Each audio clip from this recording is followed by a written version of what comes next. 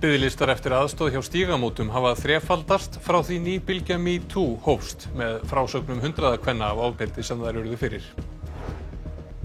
Forsætisráðherra Ísraels segir að hernaðaraðgerðir haldi áfram af fullum þunga. Minnst 42 dóu í loftárásum á Gaza í dag, þar af 10 börn. Flugfélagið Play er komið með flugrekstrarleyfi og verður fyrsta flugið til London 24. júní. Forstjórinn segir leyfið forsendu þess að Play geti kallað sig flugfélag. Það gæti þurft að notast við upptöku af Eurovision-atriði Daða og gagnamagsins á fimmtudaginn. Smit greindist í íslenska hópnum í dag. Fararstjóri segir aðeins koma til greina að smitið hafi komið upp á hótelinu. Grímuskylda og 2 metra regla er ekki lengur í gildi á bareinum í Denver í Colorado. Barein er eingöngu opinn fyrir þau sem eru bólusett.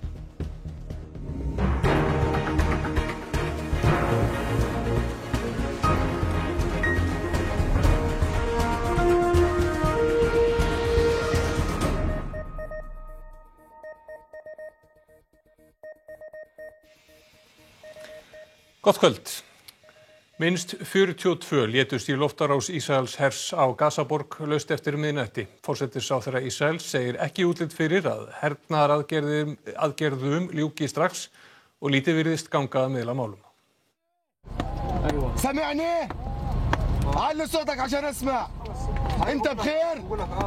Blessunarlega hefur björgunarsveitum tekist að bjarga einhverjum úr rústunum sem blöstu við á Gaza eftir nóttina. Rétt eftir miðnætti gerði Ísraelsher stærstu árásina til þessa, en minnst 42 fórust í loftárás á fjölfarna götu. Gazasvæðið er 365 ferkilometrar, eða næstum 3 sinnum minna að flatamáli en höfuðborgarsvæðið. En þar búa 2 milljónir manna og Gaza telst 3. þéttbýlasta svæði heims. Í dag 7. dagur átaka og mannfallið orðið gríðarlegt. Minnst 188 eru dáin á Gaza, 55 börn þar á meðal. Ísraelsher segir að 3000 flugskeytum hafi verið skotið frá Gaza frá því á mánudag. 10 Ísraelar hafa látist í þeim árásum, þar af 2 börn. Forsætisráðherra Ísraels fór í viðtal hjá bandarísku sjónvarpsstöðinni CBS í dag. We're trying to degrade Hamas's terrorist abilities and to degrade their will to do this again. So it'll take some time. I hope it won't take long, but it's not immediate. But there's also a report that Egypt offered a truce. Hamas said yes, you said no. Why? Well, that's not what I know. And frankly, if Hamas thought that they could just fire on our rockets and then sit back and enjoy immunity, that's false. Ákvörðun Ísraelshers að sprengja í loft upp byggingu sem meðal annars hýsti skrifstofur fjölmiðlanna Al Jazeera og AP hefur vakið hörð viðbrögð.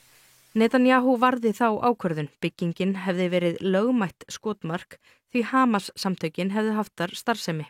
Þetta dregið í efa í yfirlýsingu fréttastofu AP og kallað eftir að ísraelsk stjórnvöld færi sönnur á mál sitt. Öryggisráð Sameinuðu þjóðanna kom saman í dag á opnum fundi. Bandaríkin reyndu að fresta fundinum fram í næstu viku en varð ekki erindi sem erfiði. Tvisvar undanfarna viku hafa Bandaríkin einnig neitað að skrifa undir sameiginlega yfirlýsingu frá öryggisráðinu. Þetta síður en svo fyrsta sinn sem átök geisa á þessu svæði en þau sem eru þarna á svæðinu, fréttamenn, íbúar, hjálparsamtök, lýsa því að umfangið sé töluvert meira núna en þau hafi sé áður. Atli Viðar Thorstensen, alþjóðaráð Rauða krossins, sendi frá sér yfirlýsingu í dag sem var nokkuð afdráttarlaus. Það rétt og það kallað eftir því að átökunum linni strax og það verið komið á tafarlausu vopnahléi. Og ástæðan sú að ástandið bara með þeim hætti sem við ekki séð áður. Það bæði árásir Hamas inn í Ísrael en ekki síður og alvarlegri loftárásir Ísraela inn á Gaza sem eitt heppilasta svæði í heimi og við höfum ekki séð svona tíðni, kraft og umfangi þeim loftárásum áður og það gerir bara allt hjálparstarf á svæðinu illmögulegt og jafnvel ómögulegt. Og þessi svona ástand hefur ekki síður sálræn áhrif á fólk sem að gangi í gegnum þetta? Já, íbúar Gaza búa við skelfilegt ástand. Það náttúrulega eins og fólk getur ímyndað sér sprengingar, hávaði og bara mannfall og eyðilegging sem að þeim fylgir. Þannig að það má segja að það sé svona bara panik ástand á Gaza og það bara mjög alvarlegt ástand sem að verður líka að reyna að laga og það tekur tíma. Og það eru Rauði hálfmáninn í Palestínu að gera dag hvern upp á þann máta sem þau gera best. Takk fyrir þetta, Atli Viðar. Og því miður lítur ekki út fyrir að þessu ástandi ljúki í bráð en við höldum áfram að fylgjast með. Takk fyrir þetta, Ólöf. Aldrei hafa fleiri leitað til Bjarkarhlíðar úrræðis fyrir þolendur ofbeldis og biðlistar eftir aðstoð hjá Stígamótum hafa þrefaldast frá því ný bylgja MeToo hófst í byrjun mánaðar. Stígamót eru samtök sem veita fólki sem hefur verið beitt kynferðisofbeldi aðstoð. Nú eru 162 á biðlista eftir aðstoð þeirra. 10% eru karlar og því mikill meirihluti konur sem eru að leita sér hjálpar. Það hafa verið svona 50-60 manns á biðlista undanfarið og svo núna allt í einu eru 160 manns á biðlista og við erum að gera allt sem í okkar valdi stendur til þess að taka þetta fólk hratt inn og veita því aðstoð. Til þess þurfa samtökin að ráða inn 3 sumarstarfsmenn. Þau sem bíða lengst eftir aðstoð gætu þurft að bíða fram á haust. En Steinunn áréttar að fólk eigi ekki að veigra sér við að hafa samband þrátt fyrir það. Allir fái þjónustu eins fljótt og hægt er.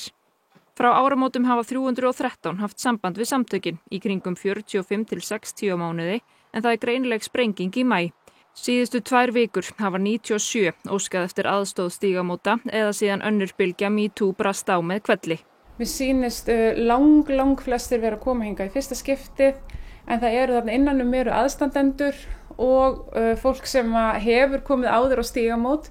Ég hugsa það er einhvers staðar í kringum svona 15-20% af hópnum. Þetta sést líka í tölum frá Bjarkarhlíð sem er miðstöð fyrir þolendur ofbeldis. Þar er maí sem nú er aðeins hálfnaður, stærsti mánuðurinn frá upphafi með 118 ný mál.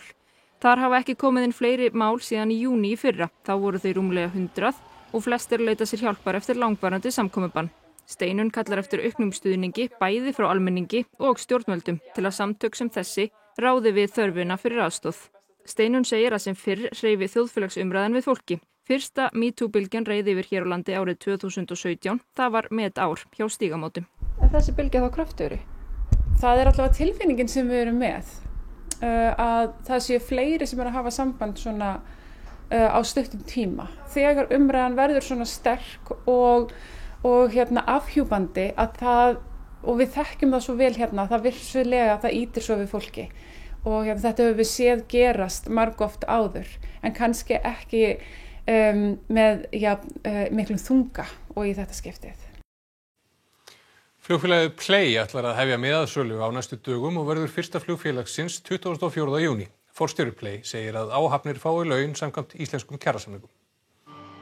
Forsvarsmenn Play sem gekk undir nafninu Do Your Back tilkynnti í nóvember 2019 stofnun félagsins og að opnað yrði fyrir bókanir í framhaldinu. Það dróst hins vegar á langinn og gætti jafnvel efasemda sums staðar að nokkuð yrði af því að félagið hæfi sig til flugs.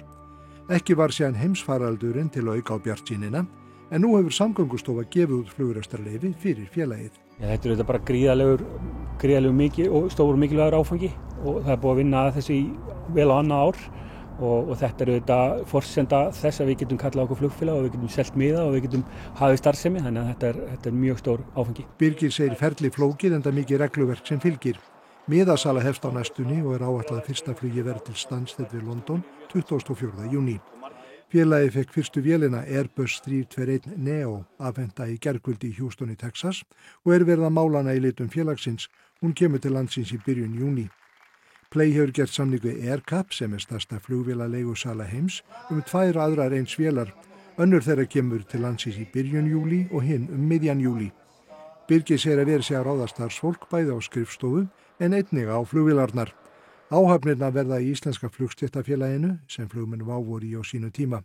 Bæði flugmenn og flugfreyjur og þjónar Play verða í félaginu og vinna samkvæmt íslenskum kjarasamningum. Íslenski kjarasamningar, íslensk laun, allar reglur á íslensku vinnumarkaði virtar og við erum bara stolt af því að það er íslenskt fyrirtæki og ætlum að spila eftir þeim leikreglum. Play tryggði sér á dögunum 6 milljarða króna í hlutafé og eru lífeyrissjóðir meðal hluthafa. Stefnt er að því að skrá félagið á markaði í júní svipaleiti og flug hefst. Meðal áfangastaða auk London má nefna Kaupmannahöfn, París, Alicante og Tenerife ásamt fleirum en stefnt er að því að hefja flug til Bandaríkjanna á fyrri hluta næsta árs. Eftir 1 ár verðum við með svona allavega 6 vélar en öll nálgun okkar á þennan rekstur er bara varfærin. Við þurfum ekki að flýta okkur of hratt og ætlum að láta bara markaðinn segja til um hversu stórt félagið verður en það er ekkert keppni fyrir okkur að verða eitthvað risastór. Rúmlega 20.000 skammtar af bóluefni komu til landsins í síðustu viku og verða þeir gefnir á næstu dögum. Á Norðurlandi verða 2.500 manns bólusett, 16.000 verða bólusett í Laugardalshöllinni á morgun, þriðjudag og fimmtudag með bóluefni frá Moderna, Pfizer og Janssen. Hluti þeirra sem boðaður hefur verið fer í seinni sprautuna. Annars stendur til að bólusetja fólk með undirliggjandi sjúkdóma og konur yngri en 55 ára sem eru í áhættuhópum. Það verður haldið áfram að bólusetja starfsfólk leik- og grunnskóla en líka jaðarhópa, flugmenn og skipa áhafnir sem þurfa að fara til útlanda. COVID-smitt greindist í dag í íslenska Eurovision-hópnum og óvíst hvort Daði og gagnamagnið stíga á svið í keppninni. Fararstjóri hópsins segir að Samband evrópskra sjónvarpsstöðva kanni nú hvernig sóttvörnum sé háttað á hótelinu. Þar hafði áður greinst smitt í pólska hópnum. En leikur COVID Daða og gagnamagnið grátt. Þetta önnur atlega þeirra að Eurovision og nú svo komið að smit komið upp í íslenska hópnum sem fór til Rotterdam fyrir viku. Smit þó ekki innan hljómsveitarinnar. Í kvöld stóð til að hópurinn færi á opnunarathöfn hátíðarinnar en í staðinn fór allur hópurinn í skimun og 5 daga sóttkví. Ef engin annar greinist líklegt að gagnamagnið geti stigið á svið eins og til stóð á fimmtudaginn. Aðalmáli kannski í þessu öllu saman að við erum að fara að taka þátt í Eurovision því að bæði búið að taka atriðið upp heima á Íslandi og svo líka eru til góðar upptökur á æfingunum hér og það þá alltaf hægt að nota það ef að gagnamagnið kemst ekki á svið. Ef einhver úr hljómsveitinni greinist fullvíst að nota þar þessar upptökur. Daði sagði á Twitter fyrir í dag að allir í hljómsveitinni væru heilir heilsu, þau krossa fingur og vonast til að geta flutt atriðið í beinni útsendingu á fimmtudag. Sá sem smitaðist í íslenska hópnum ekki með einkenni. Síðasta æfing var fyrir 3 dögum og síðan þá hefur hljómsveitin og teymið frá RÚV verið að sinna aðskildum verkefnum. Alls eru 14 í hópnum. Auðvitað ákveðið svona sjokk en á sama tíma þá þetta eitthvað sem við erum búin að búa okkur undir. Við erum stödd á rauðu svæði í Evrópu.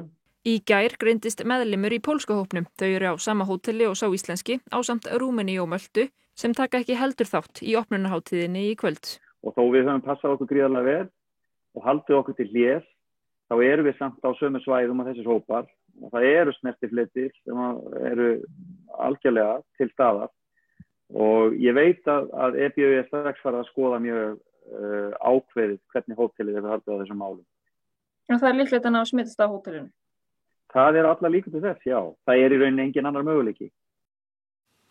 Skemma og 2 braggar sem breski herinn risti í seinni heimsstyrjöldinni víkja nú fyrir nýrri matvöruverslun á Akureyri. Til stendur að setja braggana upp á öðrum stað og breyta skemmunni í fjós. Byrjað var að rífa húsin í vikunni en þau standa við eina af stærstu umferðargötum Akureyrar. Breski herinn byggði húsin í síðari heimsstyrjöldinni þegar Bretar voru með talsverð umsvif í Eyjafirði. Þau standa nú á lóð festar en fyrirtækið hyggst opna krónuverslun á lóðinni haustið 2022.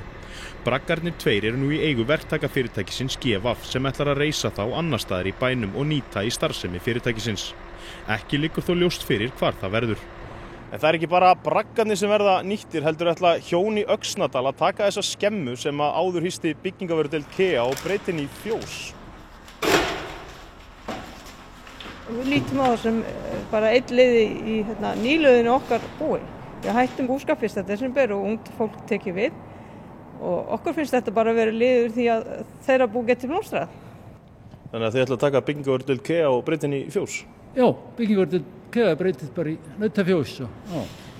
Þau hjónin hafa lengi haft augastað á húsunum og því má segja að gamall draumur sé nú að verða að veruleika. Ég búin að hafa áhuga þessum byggingu lengi og gat bara ekki hugsað mér að þetta bara brotið niður og rifið og farið í brothæjarn og hvaðina en þetta eru byggingar sem eru bara mjög góðar út í sveit. Þau fá 4 vikur til að klára verkefnið og reikna með löngum dögum næstu vikurnar. Þetta bara eins og bændurnir gera á vorin, það alltaf unni bara meðan að hægt og svo borða maður með svangur og segir kannski, þeim hefur tíma ef hann 13 ára nemendur í einum bekk í Hvaleyrarskóla í Hafnarfirði fengu tæplega 2000 tilkynningar í farsíma sína á einum skóladegi. Börnin segja að fæstir af tilkynningum hafi verið mikilvægar. Now, all you little kiddies making so-gone raps, but when you in my classroom, all you want to do is nap. Svona hvetur Julie Holland Griggs, framhaldsskólakennari í Alabama í Bandaríkjunum, nemendur sína til dáða í ritgerðasmíði. Hún hefur verið óhrædd við að fara óhefbundna leiðir í kennslunni. Á dögunum voru nemendur hennar að lesa bókina Fahrenheit 451 sem snýst meðal annars sífellt áreiti sem fólk verður fyrir. Hún fékk nemendur til að gera strik á töflunni í hvert skipti sem símar þeirra sendu tilkynningu. Þessa tilraun ákvað kennari í Hvaleyrarskóla í Hafnarfirði að endurtaka. Hún bað nemendur að koma með símana fullaðna í skólan. Og kveikja á tilkynningum á þeim forritum sem að þau eru með að nota alla jafna dagstælega. Og þau skrifuðu samviskusamlega niður ef þau fengu einhverja tilkynningar, hvort sem það voru auglýsingar eða tilkynningar skilaboð eða myndir eða hvað sem það var.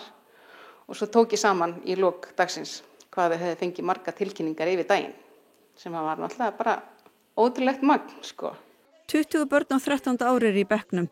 Þau fengu samtals 1963 tilkynningar. Það jafngildir 98 tilkynningum á hvern nemanda. Reyndar fekk einn nemandi 467 tilkynningar. Ég fekk 83. Finnst þér það mikið eða lítið? Mér finnst það mjög mikið.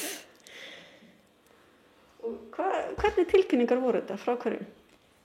Mest af þeim voru frá Snapchat eða SMS, kannski nokkri var frá YouTube eða einhverjum leikjum. Segðu mig, hvað finnst þú margar tilkynningar í síman? Ég fekk 55. Finnst þér það mikið eða lítið? Alveg mikið. Já. Hvað, voru þetta einhver mjög mikilvæg tilkynningar sem þið fyrst? Nei, bara Snapchat og eitthvað þannig. Hrönn segir þetta mikla áreiti vera skilaboð til foreldra. Að vera svolítið meðvitaður það hvað eru börnin að gera í símanum. Af því að vissulega trufla svona marga tilkynningar, það truflar einbeitinguna. En ég held að mikið af þessum skilaboðum, mikið af þessum tilkynningum sé að koma gegnum forrit sem að í rauninni kannski hafa lítið vægi í skólakerfinu og líka bara mikið af skilaboðum sem að ég held að börnin geta ekki svona ráðið fram úr hvort séu mikilvæg eða ekki. Varstu að fá einhverja mikilvæg skilaboð þetta? Nei, nema kannski bara eitt sem var bara frá pappa minn. Nýsköpunarfyrirtæki í Þýskalandi hefur þróað ull úr hundahárum. Frumkvöðlarnir segja nær að nýta hár hunda í heimalandinu en að flytja annað hráefni heimshorna á milli til að framleiða föt. Frumkvöðlarnir hafa fengið nokkur hundruð hunda og hundaeigendur í lið með sér og fá reglulega hárin sem losna úr feldi dýrana þegar hann kemdur.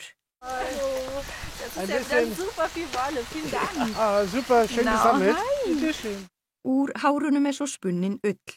Hugmyndin að selja hana til prjónafólks og líka að framleiða úr henni tískuflíkur. Das ist eine Strickjacke, jetzt beispielsweise auch Angora. Es ist bis zu 80% wärmer als Schafwolle. Es ist eine Edelfaser vergleichbar mit Kaschmir und erinnert eben in der Haptik an Angora. Großteil steht diese Lieferkette schon. Das Industriegarn, dazu haben wir leider nicht mehr die passenden Spinnereien hier in Deutschland. Die sind alle abgesetzt. Prjónafrumkvöðlarnir benda á að fjölmargir hundar séu í Þýskalandi og því meira nóg af hundahárum. Umhverfisvænna sé að nýta hárin en að flytja annað efni heimshorna á milli. Ullin komin í nokkrar verslanir í Þýskalandi í tilraunaskyni. Ganz viele sagen natürlich am Anfang gleich, ob die Wolle riecht. Das wird ganz genauso gewaschen wie Schafwolle natürlich, wenn die zur Spinnerei kommt.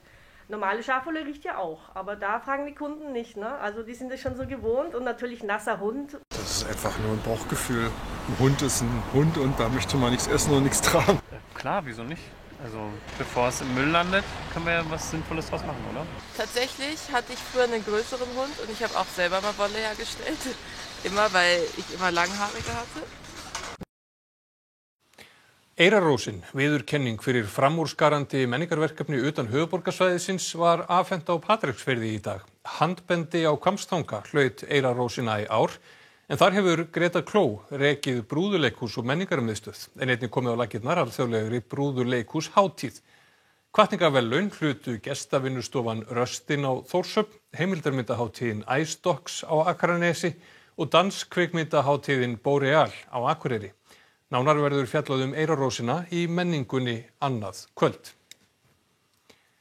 Bar einn í Denver í Bandaríkjunum aðeins opinn fyrir bólusett fólk og í vikunni var grímuskylda afnumin á staðnum. Bandaríkin tóku stórt skref í átt að eðlilegra lífi þegar sóttvarnastofnun Bandaríkjanna lagði það til fyrir í vikunni að full bólusett fólk yrði undanþegið grímuskyldu og 2 metra reglu utandyra. Therefore, if you've been fully vaccinated, you no longer need to wear a mask. Let me repeat, if you are fully vaccinated, you no longer need to wear a mask. I am cautiously optimistic that we are seeing this great endpoint in sight, but I think we really do have to be humble and say that this virus, this pandemic has given us twists and turns, so we can't get our eye off the ball, and we do have to continue to monitor really carefully. Nýju tilmælin gilda líka ákveðnar aðstæður innandyra, eins og skólastofur og vinnustæði. Ríflega 36% bandaríkjamanna eru full bólusett. Yfirvöld í hverju ríki fyrir sig ákveða þó á endanum hvaða sóttvarnareglur gilda. En bar einn í Denver í Colorado hefur frá því í byrjun apríl verið opinn aðeins fyrir bólusetta. Og nú heyra grímuskylda og 2 metra regla sögunni til.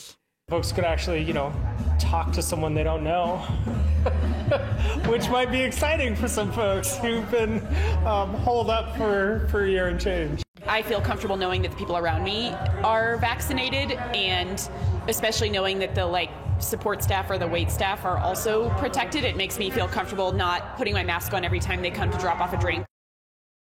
Og þá ætlum við að líta til veðurs. Norðlæg átt verður ríkjandi í vikunni og veður því nokkuð svipað því sem við höfum upplifað að undanförnu. Á morgun má reikna með skúrum eða éljum norðaustanlands sem og syðst á landinu, annars verður þurrt. Hámarks hiti verður nærri 10 stigum líkt og í dag, þar sem hiti fór í 10 stig á höfuðborgarsvæðinu. Theodór Freyr Hervarsson veðurfræðingur fer yfir veðurhorfur vikunnar að loknum íþróttafréttum, en það Haukur Harðarsson sem með þær í kvöld. Haukar urðu í gærkvöld deildarmeistara karla í handbolta í 13. sinn og IBVF tryggði sér í dag sæti í undanúrslitum úrvalsdeildar kvenna í handbolta með sigri á Stjörnunni.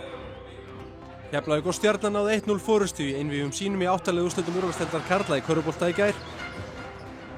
Og ótrúlegt atvik átti sér stað í enska boltanum í dag þegar Alisson Becker, markvörður Liverpool, tryggði sínum mönnum dramatískan og mikilvægan sigur með frábæru skallamarki. Og þá ætlum við að rifja upp það sem var helst í þessum fréttatíma. Biðlistar eftir aðstoð hjá Stígamótum hafa þrefaldast frá því ný bylgja MeToo hófst með frásögnum hundraða kvenna af ofbeldi sem þær urðu fyrir. Forsætisráðherra Ísraels segir að hernaðaraðgerðir haldi áfram af fullum þunga, minnst 42 dóu í loftárásum á Gaza í dag, þar af 10 börn.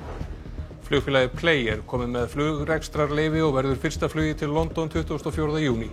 Forstjórinn segir leyfið forsendu þess að Play geti kallað sig flugfélag. Það gæti þurft að notast við upptöku af Eurovision-atriði Daða og gagnamagsins á 50-daginn. Smit greindist í íslenska hópnum í dag. Fararstjóri segir aðeins koma til greina að smitið hafi komið upp á hótelinu. Þessu fréttatíma er lokið og það komið að íþróttum að veðri. Næstu fréttir eru í útvarpi klukkan 10 í kvöld og nýjustu fréttir má alltaf finna á ruv.is. Við þökkum ykkur samfylgdina helgina. Verið þið sæl.